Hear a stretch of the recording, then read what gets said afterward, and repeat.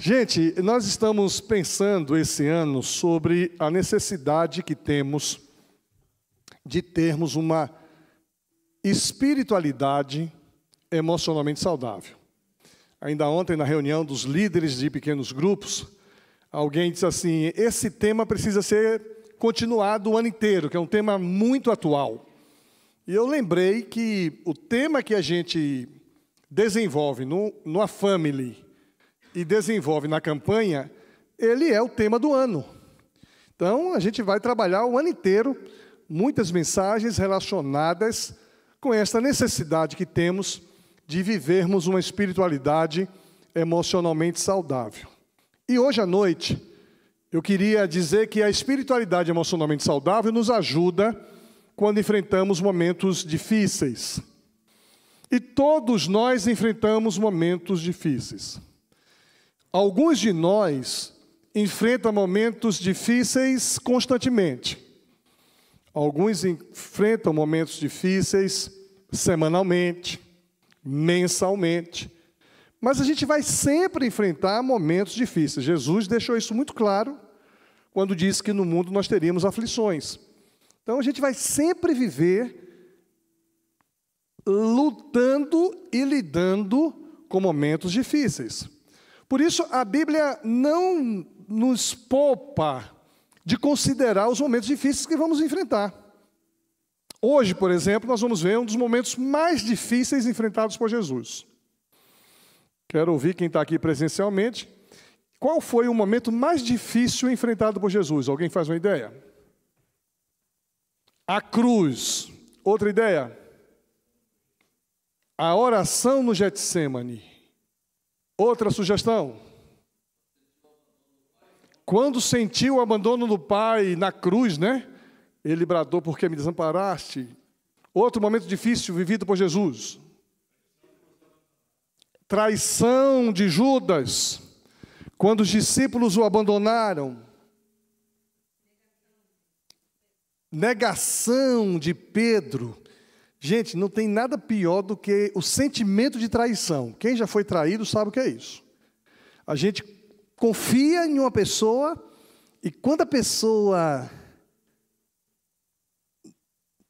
nega fogo, quando a pessoa não honra, quando a pessoa nos engana, o sentimento é muito ruim. Então eu escolhi o que eu acho, viu? Eu estou contigo. Eu acho que o momento mais difícil, todos esses momentos que vocês nos contribuíram aí, é um momento difícil que Jesus enfrentou. Mas esse aqui, ao meu ver, parece ter sido o pior. Porque está tudo junto. Frustração, decepção, negação, ausência de Deus, peso do pecado.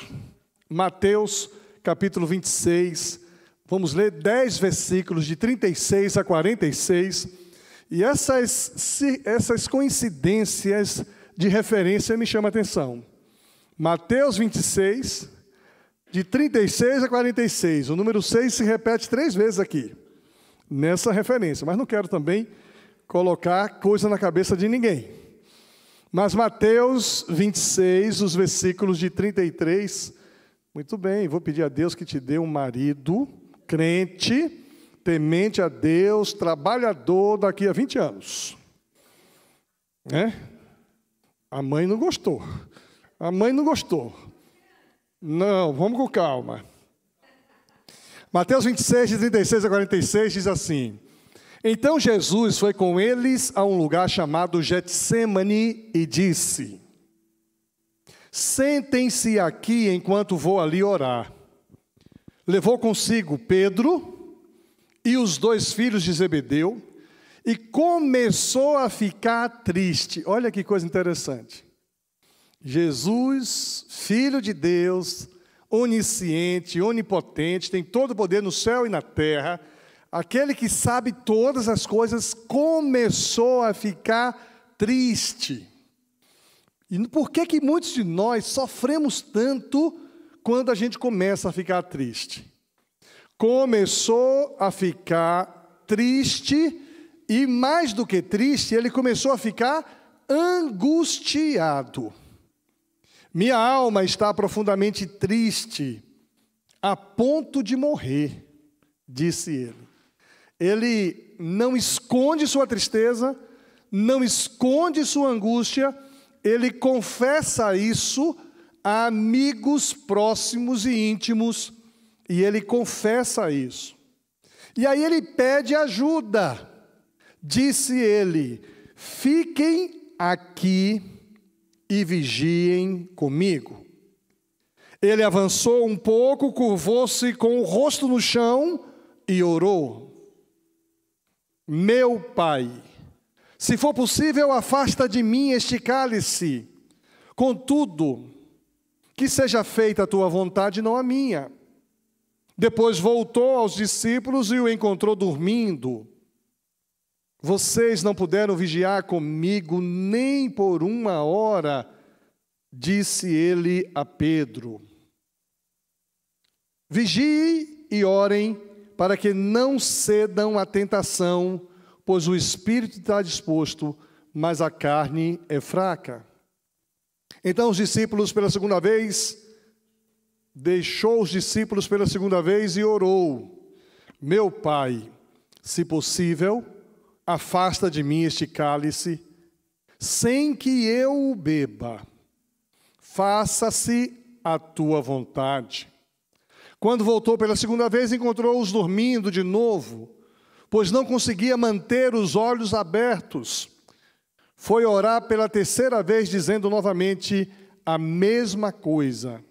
Em seguida, voltou aos discípulos e lhes disse: como é que vocês ainda dormem e descansam?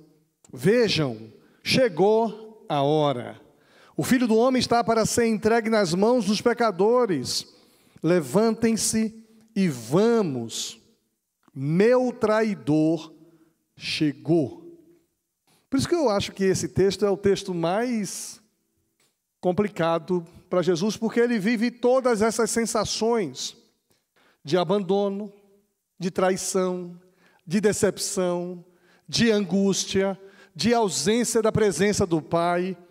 E ele pede a Deus 3 vezes. E aqui, gente, há uma coisa curiosa. Quantas vezes o galo cantou para que Pedro negasse? 3 vezes. Quantas vezes pediu ao Senhor Paulo para se livrar do espinho na carne? 3 vezes. E eu acho que essa imagem que Jesus tenta deixar para nós, que nós vamos viver momentos de angústias, momentos de tristezas, momentos de desencanto, requer de nós uma postura de confiança, uma postura de admitirmos o que estamos vivendo e sofrendo, mas uma postura de insistência na presença de Deus. E eu me lembro do cego Bartimeu, e ele gritava: Jesus, filho de Davi, tem misericórdia de mim. E as pessoas o interrompiam. E ele gritava novamente: Jesus, tem misericórdia de mim. Aquela mulher que andou atrás de Jesus dizendo: Senhor, julga a minha causa. Jesus conta a parábola da mulher que pede para que julgue a causa, julgue a causa, julgue a causa. A insistência daquela mulher que a gente falou semana passada, que chegou para Jesus dizendo: olha, tem misericórdia da minha filha. E Jesus então argumenta com ela, ela insiste novamente. Isso para mim é uma instrução, um ensinamento que Deus gosta quando a gente leva a Ele aquilo que está angustiando a nossa alma. Jesus 3 vezes vai. Os momentos difíceis são incontornáveis.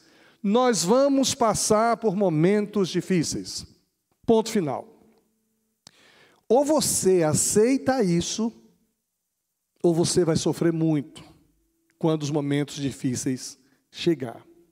Jesus passou por momentos difíceis. O Getsêmani, o jardim do Getsêmani fica no pé do Monte das Oliveiras, e ali existem muitos olivais. Getsemane significa lagar de azeite, prensa de azeite.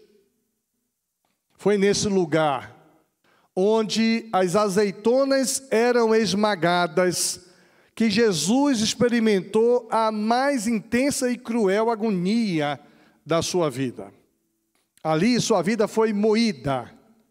Jesus foi esmagado sob o peso dos nossos pecados. O corpo de Jesus, ele foi golpeado. A Bíblia diz que ele suou sangue.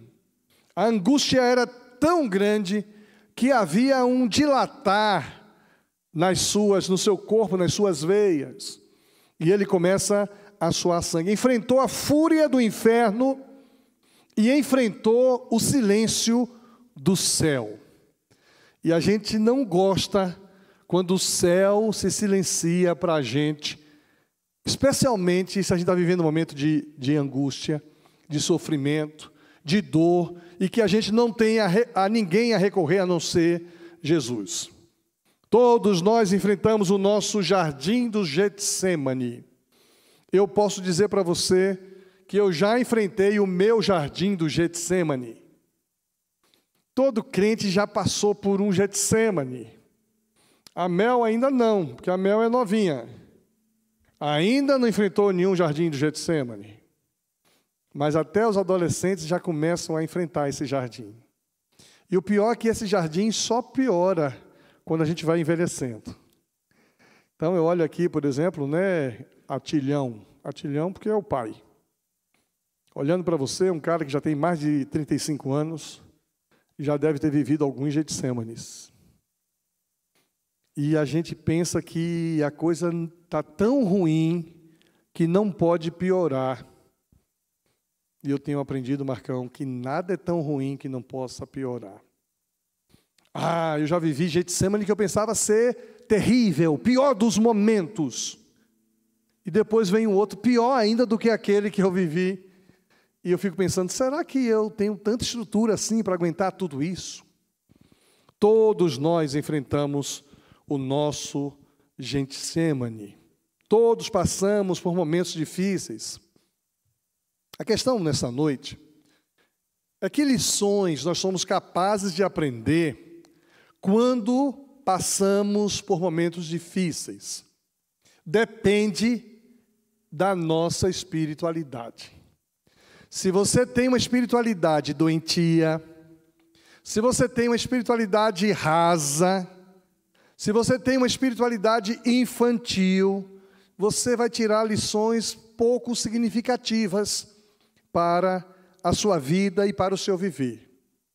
Mas se você tem uma espiritualidade saudável, uma espiritualidade profunda, um relacionamento com Deus significativo, você vai tirar lições extraordinárias dos momentos difíceis pelos quais você vai passar.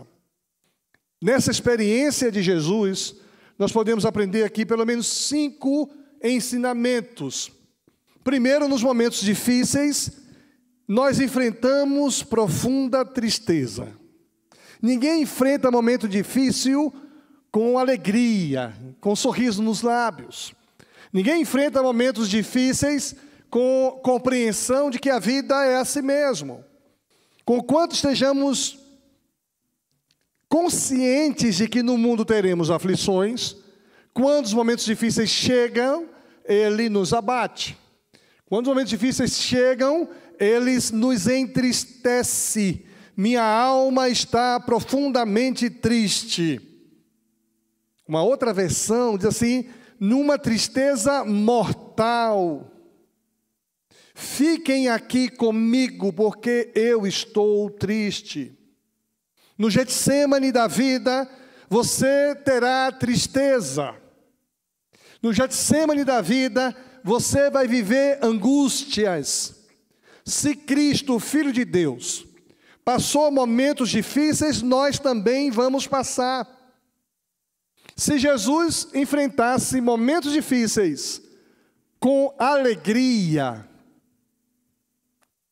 ia ser complicado para a gente enfrentar os nossos momentos difíceis com tristeza. E como eu falei, mesmo sendo Deus, onisciente. Ele sabia que ele ia ressuscitar. Ele sabia que ele ia vencer a morte. Ele sabia que o Pai não iria o abandonar. Ele sabia que estava aqui de passagem, melhor do que nós. Mas a angústia o dominou de tal maneira que ele admite esse sentimento e ele fica triste. E às vezes a gente não se mostra triste para qualquer pessoa. Tem gente que só se mostra triste para quem realmente o ama. Ele sente conforto, segurança. Para quem não tem muito a ver com a gente se mostra normal. Mas quando chega diante de alguém que de fato se importa, a minha alma está triste, angustiada. Por isso, gente, enfrentar momentos difíceis, admitindo estar triste, não tem nada demais. Se Jesus, o Filho de Deus, passou por isso, nós vamos passar por isso também. E criança, regra geral, criança é muito honesta, muito sincera. Eu já vi criança chorar de tristeza e responder: o que foi que houve? Que você está chorando? Eu estou triste. Mas está triste por quê? Porque meu amiguinho foi embora. Porque não deixou eu brincar com ele. Ele se entristece e admite tristeza. Mas com o passar do tempo, parece que há uma força, e que não é de Deus, que começa a mostrar que quem está triste é fraco. Quem admite estar triste é vulnerável. E aí a gente começa a esconder a tristeza. Perder o emprego, entristece. Perder a saúde, entristece. Perder alguém, entristece. Até perder o campeonato de futebol, entristece. Mas a gente quer sempre mostrar um lado que nem o Filho de Deus mostrou. Então, quando você viver momentos de tristeza, não pense que isso é um comprometimento da tua espiritualidade, não, porque Jesus tinha uma espiritualidade extremamente saudável e ainda assim admitiu diante de 3 dos seus discípulos esse momento de angústia e de tristeza. Segunda coisa, que nos momentos difíceis, todos nós enfrentamos solidão. O texto deixa bem claro que, indo um pouco adiante, prostrou-se com o rosto em terra e orou. E ele pede: Deus, passa de mim, Pai, passa de mim este cálice. Ele está sozinho. E essa expressão no Getsêmani, ele sofre sozinho. Ele deixa os 3 aqui, dá alguns passos, joga o rosto no chão, e no rosto do chão, ele sozinho clama ao Pai. Quando passamos momentos difíceis, nós vamos enfrentar situações, e as situações mais doloridas de momentos difíceis, quase sempre nós estamos sozinhos. E quanto mais dói, mais isolado a gente fica. Pessoas que sofrem momentos complicados, que evitam admitir isso diante de pessoas estranhas. Tem gente que evita admitir isso diante de pessoas próximas, não conseguem omitir isso do travesseiro. Por isso o salmista vai dizendo: as minhas lágrimas têm sido o meu alimento de dia e de noite. Quando estamos sozinhos no momento de sofrimento, a gente então se deságua. A gente muitas vezes se desidrata, né? Então a gente tem que beber bastante água quando a gente passa por tribulações, por momentos difíceis, porque nós podemos nos desidratar de tanto chorar. As minhas lágrimas são o meu alimento de dia e de noite. De novo, Jesus está nos ensinando que não tem nenhum problema admitirmos esses sentimentos. Não tem nenhum momento passarmos por momentos assim. Não tem nenhum momento estarmos sozinhos diante dos nossos maiores sofrimentos. E se Jesus quisesse, como disse o diabo a Jesus, ele daria ordem a miríades, a milhares de anjos para chorar com ele. Mas ainda assim ele experimenta viver momentos difíceis sozinho. Quando você estiver passando por momentos difíceis, a solidão será uma realidade na sua vida. E não adianta ficar se acusando, se vitimizando, porque Jesus está nos ensinando que a gente passa por momentos difíceis sozinhos mesmo. Agora, interessante que ele não se enfurna naquele momento sozinho. E aqui vem o ensinamento. Ele está sozinho, ele ora ao Pai, depois ele volta em comunhão com os seus amigos, se decepciona porque eles estão dormindo, não estão nem aí. E como a gente tem aquele sentimento de alguém que a gente não imagina o que ele está pensando quando a gente está sofrendo. E tem gente que diz assim, como é que você pode assistir televisão? Como é que você pode dar risada? E eu estou sofrendo um momento tão complicado. Então Jesus passa pela solidão, mas ele não se entrega à solidão. Terceiro lugar, nos momentos difíceis, precisamos mergulhar na oração. E Jesus nos ensina isso. Indo um pouco mais adiante, prostrou-se com o rosto em terra e começou a orar. Meu Pai, se possível, afasta de mim. E retirou-se outra vez para orar, dizendo, meu Pai, se for possível. Então os deixou novamente e orou pela terceira vez, dizendo as mesmas palavras.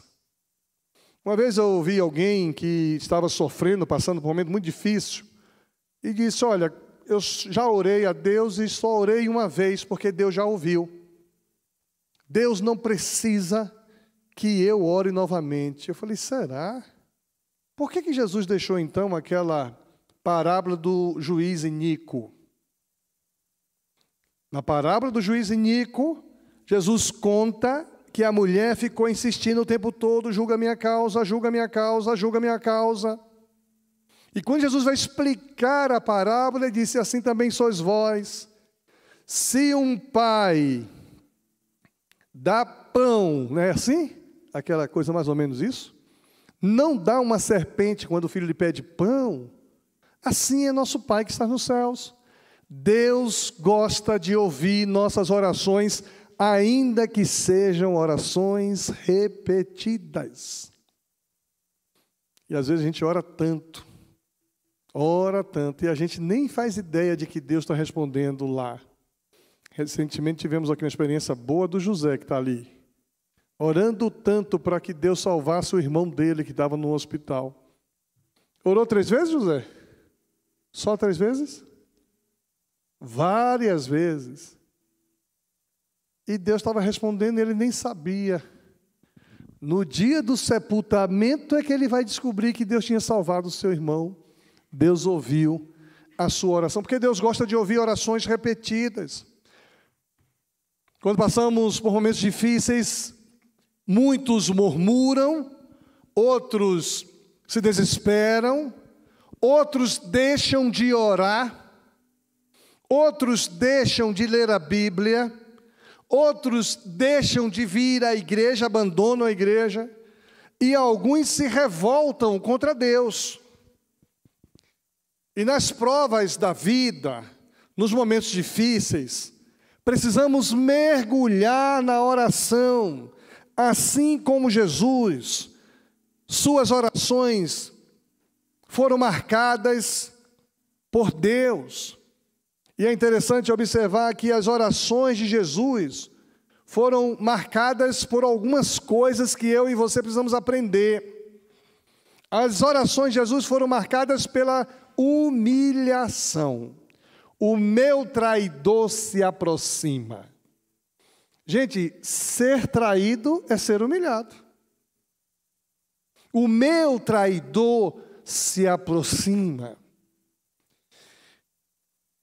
E as nossas orações, elas são marcadas por experiências de traição, mas também elas são marcadas por experiências intensas. Nós não vamos orar por uma coisa qualquer. Nós vamos orar por aquilo que nos parece ser difícil. Amanhã o Valmir vai enfrentar uma cirurgia. E ele pede oração aqui. Ore pela minha cirurgia e pelo meu aniversário de casamento. No dia do aniversário de casamento, ele vai estar operado. Então, dona menina, cuidado, porque ele não pode fazer muito esforço. No máximo um beijinho assim. Agora veja, no dia de casamento, aniversário de casamento, ele vai estar sendo operado. E ele então tem esse vínculo. É intenso os momentos difíceis em nossa vida e a gente vai pedir oração. A gente às vezes tem que ouvir assim, pastor, ore por tal situação, porque agora só Deus pode fazer alguma coisa. A coisa é intensa e quando é intensa, só Deus pode resolver. Então, Jesus experimenta humilhação, intensidade, e Jesus nos ensina uma coisa que ele demonstra fazer, que é perseverança. Quem já me acompanha há algum tempo já ouviu falar mais de 10 vezes que a vida cristã, ela é vivida perseverantemente. Vida cristã, onde eu confio só em um momento ou outro, não é vida cristã. Perseverai na oração, e perseveravam na oração, no partir do pão, na doutrina dos apóstolos. Vida cristã, ela é vivida continuamente, perseverantemente. Não é uma experiência que eu vivi um dia, tive minha vida transformada. E Jesus vai, ora, volta, vai de novo, vai de novo. E depois Jesus começa a dar uma instrução aos discípulos, que apresenta aqui mais uma característica, que é a vigilância. Jesus diz assim, vigiai, vigiai e orai. O espírito, na verdade, está pronto, mas a carne é fraca. E ele não está falando isso para instruir ninguém. Ele está dizendo o que ele está vivendo. Olha, eu sou espírito, e importa que os que me adorem em espírito e em verdade. O espírito está pronto, mas a carne está fraca. Por isso eu digo, Pai, se possível, livra-me desse sofrimento. Livra-me dessa angústia. Livra-me dessa dor. Humilhação, intensidade, perseverança, vigilância. E a última característica que a gente aprende com Jesus é submissão. E aqui, gente, é uma característica espiritual. Submissão implica no reconhecimento da autoridade de outro sobre mim. Uma pessoa insubmissa é aquele que não reconhece a autoridade do outro sobre. Quando Satanás se rebela contra Deus, ele é insubmisso, ele não reconhece a autoridade de Deus sobre ele. Quando a gente vai para uma cadeia hierárquica e a gente vê manifestações de insubmissão, isso me preocupa demais. Eu já falei aqui na igreja, eu nunca eliminei ninguém porque pecou. Nunca eliminei ninguém porque pecou. Mas já eliminei por insubmissão. Entende? O cara pisou na bola, fez uma coisa errada lá, eu vou dar uma advertência conforme a instrução bíblica. Ele se arrepende, pede perdão a Deus, eu deixo ele em disciplina aí por algum tempo. Depois a gente insere ele novamente no contexto. Mas vamos fazer uma assembleia para desligar do rol de membros. Nunca fiz isso de pessoas porque pecou, mas já fiz isso por insubmissão. Porque a insubmissão, ela é uma evidência do diabo. É uma evidência satânica. É rebeldia, rebeldia. E o ser insubmisso é um ser que a gente tem que ter muito cuidado com ele. Aquele que não reconhece a autoridade, temos que ter muito cuidado. Estamos vivendo um momento muito complicado no Brasil. Nós temos a autoridade do Supremo Tribunal Federal, do Superior Tribunal Eleitoral, que diz que determinados crimes não são crimes, são elegíveis. E que determinados zelos e cuidados são crime. Mas a gente é submisso a essa autoridade do Brasil, que é o Supremo Tribunal Federal. Boa parte do Brasil está revoltado com o que está acontecendo no nosso país hoje. Complicado que estamos vivendo. Tem nada a ver com política, mas tem tudo a ver com justiça. E Jesus vai dizendo, mas buscai primeiro o reino de Deus e a sua justiça. Não é só o reinado de Deus do ponto de vista espiritual. Não é apenas o reinado de Deus de estarmos dentro de um templo adorando ao Senhor e sentindo arrepio. E sentindo lacrimejar da emoção de vermos anjos voando de um lado para o outro, gritando, santo, santo, santo é o Senhor dos Exércitos. É isso também e a justiça de Deus. E a Bíblia diz que se a nossa justiça não exceder aos escribas e fariseus, eu não posso contemplar o que nós estamos vendo hoje no Brasil, uma corte que é autoridade sobre nós, dizer que crimes confessos não são crimes e é elegível. E perceber que investigação é crime inelegível. Buscar primeiro o reino de Deus e a sua justiça. Nenhum pregador do Evangelho, nenhum portador da palavra de Deus deve se omitir ao que estamos vivendo hoje no Brasil. A insubmissão às autoridades está com instrução bíblica. Devemos ser submissos no Senhor. Quando há um comportamento que não é no Senhor, é fraudulento, é pecador, a Bíblia diz que nós não devemos ser submissos. Porque existe uma autoridade maior. A autoridade maior do que o Supremo Tribunal Federal é Deus. E hoje pela manhã eu fiz uma oração imprecatória. Oração imprecatória. Que Deus, com todo o seu poder, intervenha de maneira sobrenatural. Não é só porque é irmão nosso, não tem nada a ver.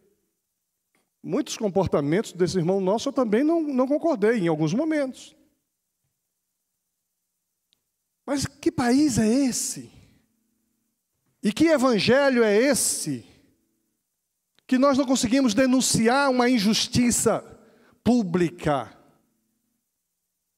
Jesus enfrenta a agonia, a angústia do pecado, e é o pecado que induz algumas autoridades a terem comportamentos desbalanceados.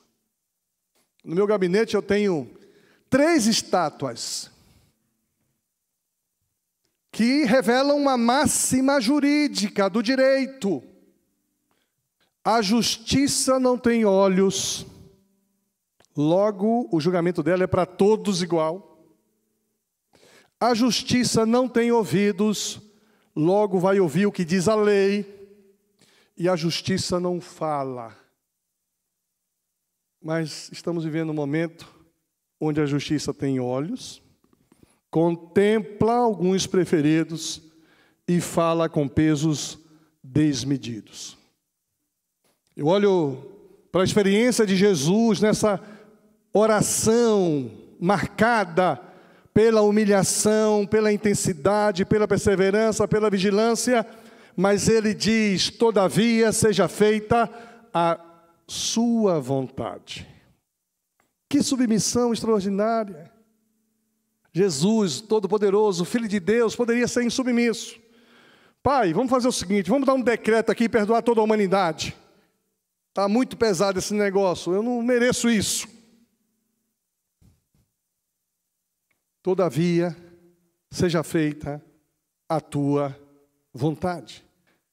A vida cristã é uma vida submissa. A submissão é o padrão divino. Quando Jesus disse assim: seja feita a tua vontade, aqui na terra como ela é feita no céu, Jesus está estabelecendo o padrão divino. No céu a vontade de Deus é feita, aqui tem que ser feita também. E se eu sou insubmisso, eu estou em rebeldia. Eu estou com o inimigo das nossas almas bem do nosso lado. Por isso, cuidado quando você não obedece, não se submete, não reconhece a autoridade sobre você. Crente que tem problemas com pai, tem problema com autoridade.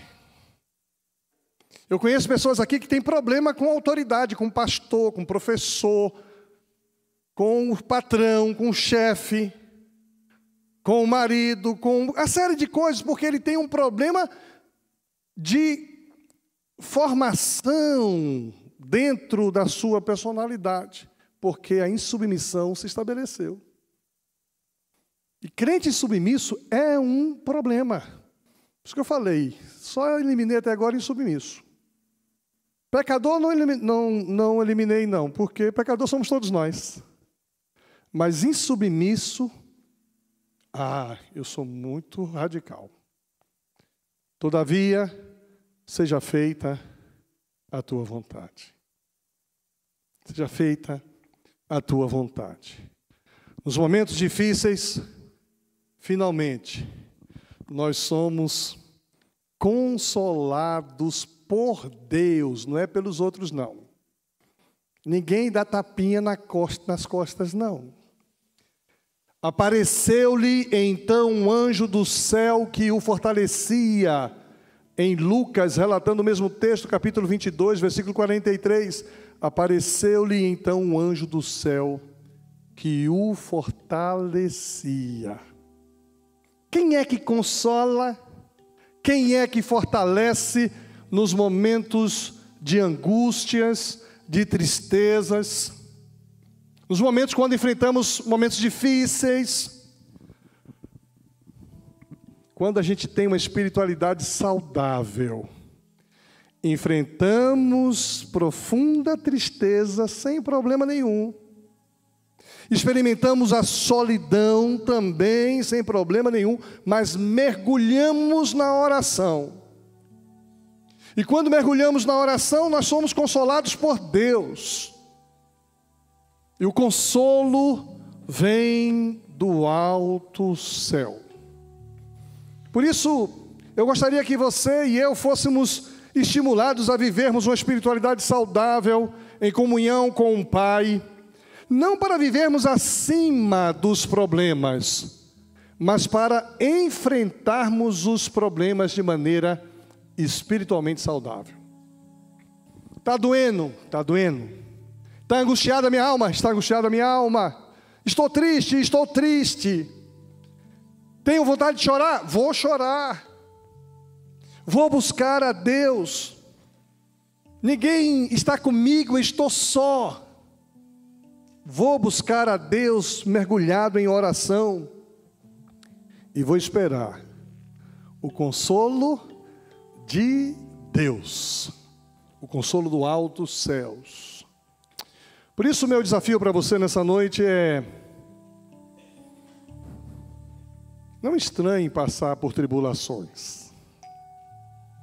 Não estranhe passar por momentos difíceis, e eles vão acontecer em nossas vidas. Uns piores, outros melhores. Não tenha vergonha de admitir tristeza, angústia. Não se desespere quando se sentir sozinho. Saiba que Jesus está com você. Ele não te deixa sozinho. Deus está contigo. Seja submisso à vontade de Deus e você vai experimentar de Deus o consolo. Pai querido, em nome de Jesus, console, ó Deus, todos aqueles que passam por tribulações. Consola, ó Deus, os corações angustiados. Tem misericórdia, Senhor, dos que estão passando por sentimentos de dor, de tristeza, de angústia. Por aqueles que estão vivendo, ó Deus, momentos de solidão. Que Teu Espírito Santo os convide a mergulharem na oração, de tal maneira que eles experimentem a ação poderosa do Senhor em suas vidas. Tem misericórdia, Senhor, do nosso país mergulhado em tanto pecado. Uma justiça que pesa para um lado, ó Deus, que o Senhor não aprova. Nós queremos, ó Deus, que o Senhor reine em nós e através de nós. Nós queremos que a Tua justiça se estabeleça. Por isso, Deus, é o Senhor que constitui as autoridades. A Tua palavra diz que é o Senhor que põe, é o Senhor que tira. E eu quero pedir, Pai, em nome de Jesus, intervenha com poder e tire, em nome de Jesus. Que o Senhor tenha misericórdia do nosso país, da nossa nação. Quero pedir, Pai, que o Senhor nos dê sempre a sensibilidade da Tua vontade e do Teu querer. E que o Senhor não permita em momento nenhum, Pai, que a gente se insurja contra a autoridade que o Senhor constituiu. Por isso, Deus, constitui sobre nós autoridades dignas de que nós as obedeçamos. Constitui sobre nós autoridade, ó Deus, respeitável. Constitui sobre nós autoridades que são tementes ao Senhor. E nos ajuda, Senhor, a sermos submissos às autoridades que estão bem próximas de nós, para que a gente não se rebele também. Mas eu quero pedir, Pai, que nos momentos de tristeza e angústia, o Senhor mesmo esteja conosco nos momentos de sofrimento, de dor, de tristeza, de solidão. Que o Senhor ouça a nossa oração que fazemos no precioso nome de Jesus. Que o anjo do Senhor esteja conosco, nos carregando, nos apoiando, cuidando de nós. Em nome de Jesus. Amém.